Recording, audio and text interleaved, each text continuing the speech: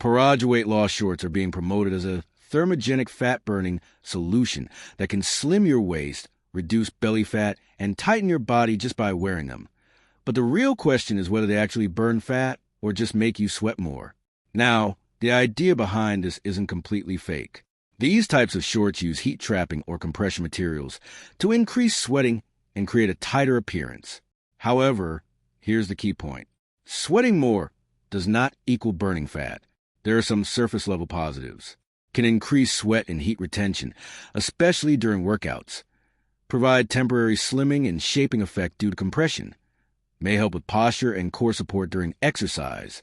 For workouts, they can feel like a more intense session because of the added heat. But this is where the claims start to break down. The biggest issue is misleading fat loss claims.